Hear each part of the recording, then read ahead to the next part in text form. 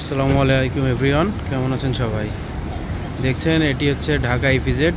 ঢাকা ইপিজেডের ভিতরে প্রচুর পরিমাণ বৃষ্টি হওয়ার কারণে রাস্তাঘাটগুলা এই যে বাইকগুলা সব পানির ভিতরে চলে গেছে। খুবই বাজে একটা অবস্থা। এটা আমার অফিসের সামনে।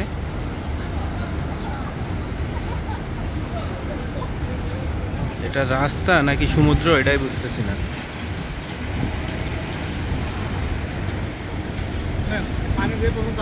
পানি নিষ্কাশনের ব্যবস্থা ঠিক আছে।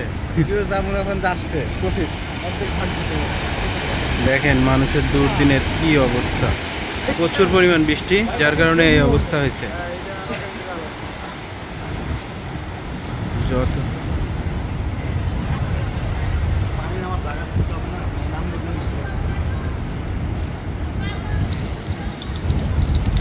ধন্যবাদ সবাইকে।